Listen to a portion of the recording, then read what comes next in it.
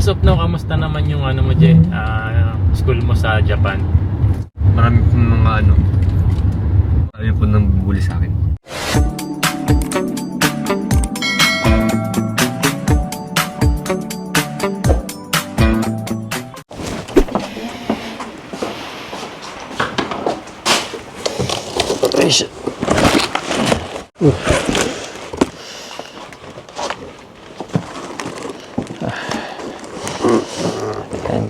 Magandang araw po sa inyo. Ayan, kauwi ko lang. Galing ako supermarket. Namili ako. So, binaks ko na lang para hindi na ako bumili ng plastic kanina. Di bali, kaatid ko lang din kay Mama Aya sa clinic. Kasi ngayong araw, meron po siyang keko sindang. Hanggang mamaya kasi yon, kaya sabi niya, balikan ko na lang siya mamaya sa clinic. Tapos, ang ginawa ko, bago ko umuwi, namili na ako ng mga kailangan dito sa bahay. Si Yuna-chan kasi natutulog pa. Si Kuya Eiji gising na. Siya kasi nagbantay kay Yuna-chan kanina nung hinatid ko si Mama Aya sa clinic. General check-up kasi nila ngayon sa trabaho. Pakita ko lang sa inyo yung mga pinamili ko. Bumili akong tinapay. Tapos pineapple juice. Yung soya milk na ininom ko. Ayan, yogurt. Mansanas, 2. Ayan, orange. Avocado. Pipino, 2. Tapos, ayan, sibuyas. Ito tinapay na may matcha, saka merong milk. Tapos bumili ako ng gata. Ayan, saka ng hipon.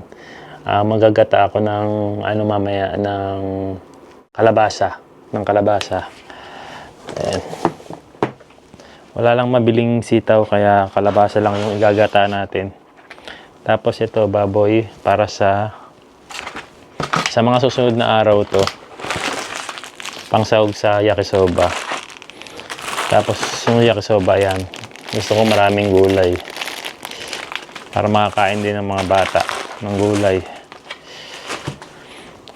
Tapos, ayan, tofu. Idadagdag ko dun sa niluto ni Mama Aya kagabi. Kagabi kasi nagluto siya ng nabe. Medyo nabitin ng mga bata sa tofu. Kaya dadagdagan ko. Tapos yun ang ulamin namin ngayong tanghali. Di bali yung kalabasa, mamayang gabi na namin yun. Another fruits, grape saka muscat.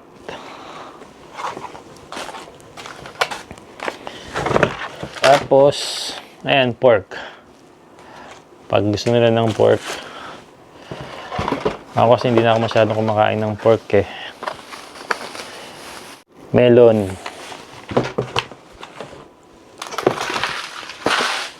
Ito yung instant yakisoba na gusto ni Yuna-chan. Tapos ramen para kay Kuya Eiji.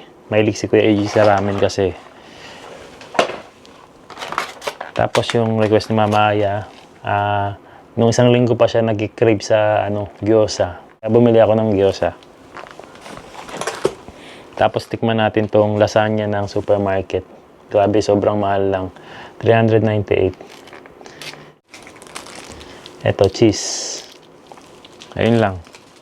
6,500 yen na yan. Ito namang kahon, sisirain ko na to kasi every Tuesday ng 2nd week and 4th week ng buwan ang tapunan ng mga karton. Ayan.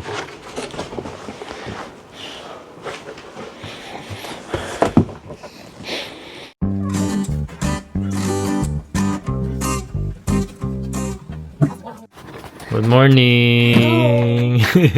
Kagising lang ni Yuna-chan. And?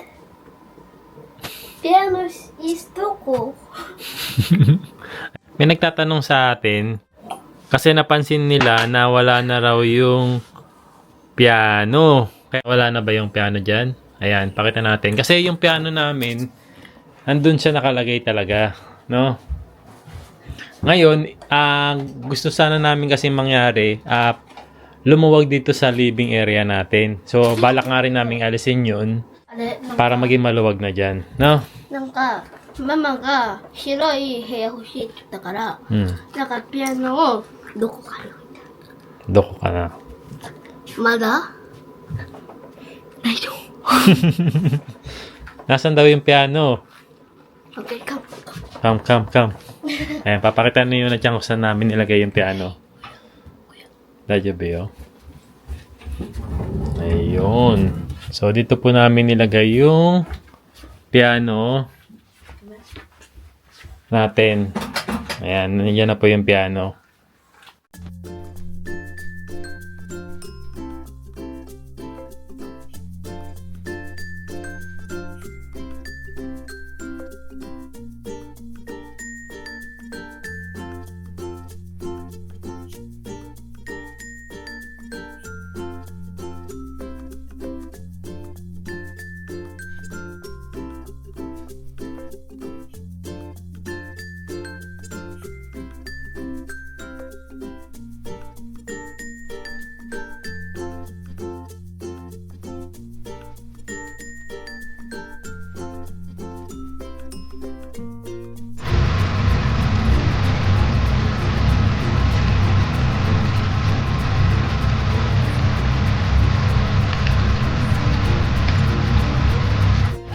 Hajimide.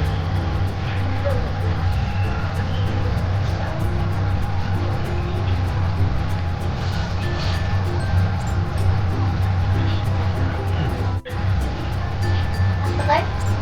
Bro, ねかぶっていっぱい。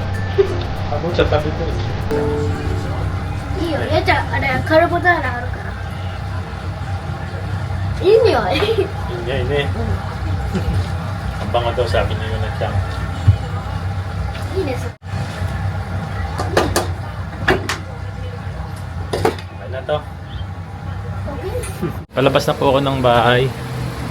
Pasok na ako sa trabaho. Pero hatid ko muna si Kuya AG dahil meron silang basketball training ngayon eh. Gusto mo dumaan ng ano? May inom? Meron na po. Yung energy? Hindi po, training lang naman po. Iranay na yan. Ayan, natin na natin si Kuya AG. Meron kasi silang bukatsu ngayon. Training, basketball training. Meron din ata dito sa gabi po eh. Sa gabi? Opo. Ah, Club. last time kasi minessage kami ng school. So magkakaroon sila ng extra bukatsu pa. Kumbaga extra basketball training daw, no? Kumbaga ano yun, iba pa yun sa training nila sa school, iba pa yung mag-training sa inyo. So kahit gabi meron silang training. Matatapos daw ata po ng mga 7:30 to 9 mga ganon, no? 7:30 to 9 PM yung extra basketball training nila, no? Siguro nakukulangan pa sa ano nyo, no? Sa training nyo, kaya dadagdagan yung pag-i-ensayo nyo sa school. Tapos sa 9. Di pag may pasok pa pala ako, uwi na pa pala ako ng mga 9. oo, dire-diretso ka na. Kapag may bukatsu ka ng hapon, dire-diretso ka na dun. Mga Thursday lang naman po, diba? Thursday. Oo, hindi naman din araw-araw yung ano mo, yung panibagong training mo eh. Hindi, baka po Thursday, mga Friday na lang daw. Dalawang araw. Tapos sa April 19, meron silang tinatawag na Spring Cup.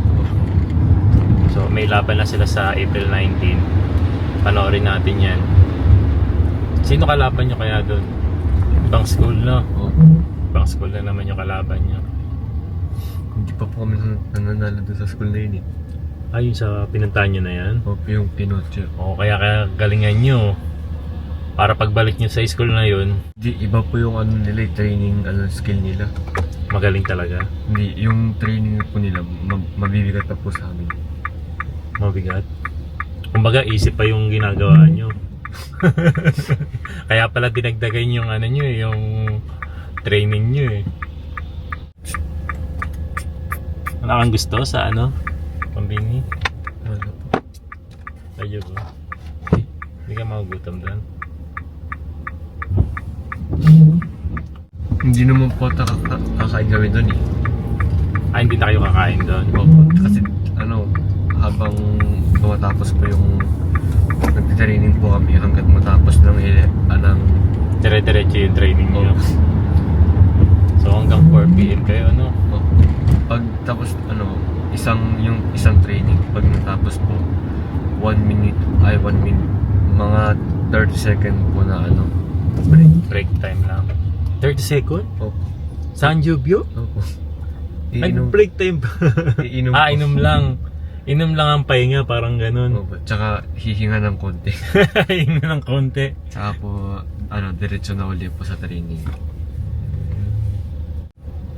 Ano, masaya ka ba sa basketball mo? Mama. Mama.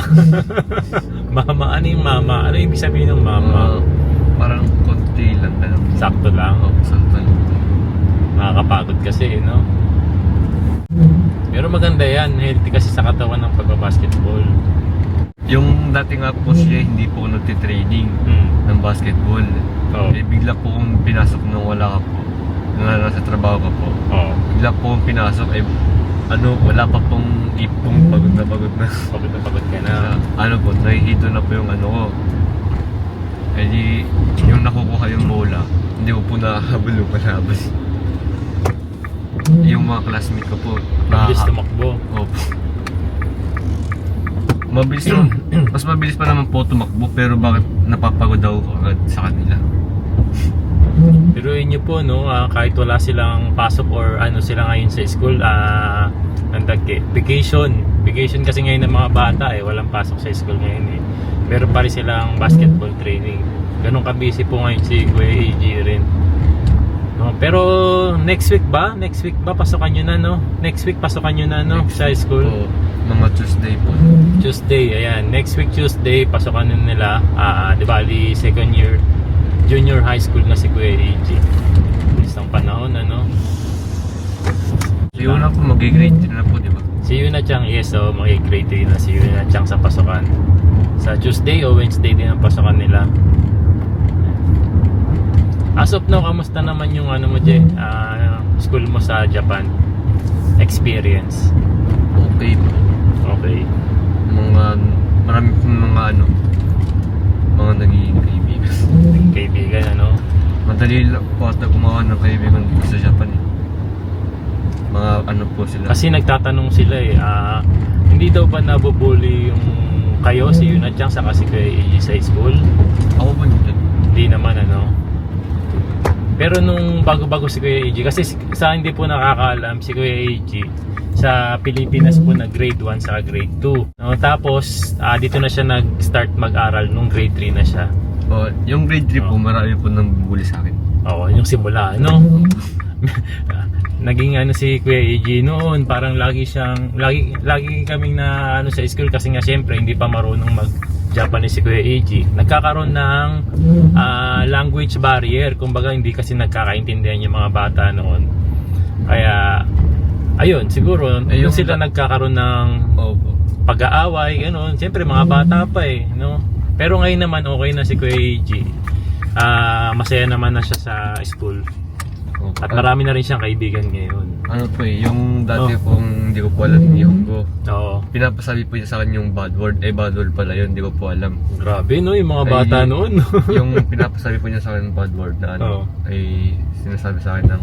Tapos sinasabi mo naman. Sinasabi ko, hindi ko po alam sinasabi, dito na lang pa. Dito na lang? Bakit? Dito na lang. Bye-bye. Kaya ka?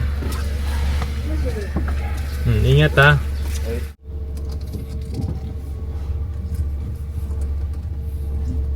Pagkatid ko kay Kuya AJ, diretso na rin ako sa trabaho. Ayan, mid-shift kasi ako ngayon 12:50 hanggang 9:50 PM po ang trabaho ko ngayon. Ayan, sa mga nagtatanong po kung okay daw ba ako sa trabaho ko ngayon, hindi daw ba ako nahihirapan kasi nga 3 shift po yung trabaho ko. Meron pang umaga, merong mid-shift, merong night shift. Ang sagot po dun sa tanong nyo, hindi naman po ako hirap. Pero syempre, minsan nakakaantok kasi nga paiba-iba yung tulog ko. Pero sanayan lang din, no? Nung una nanibago ako kasi syempre matutulog ka ng umaga. Itong week na to matutulog ka ng gabi. Next week naman matutulog ka ng umaga. Madali naman din masana yung katawan ko pagdating sa ganung bagay, no? Hindi ako sanay matulog ng umaga, pero syempre dahil nagtatrabaho ng gabi, pag uwi ko talaga bagsak talaga. Antok na antok talaga ako.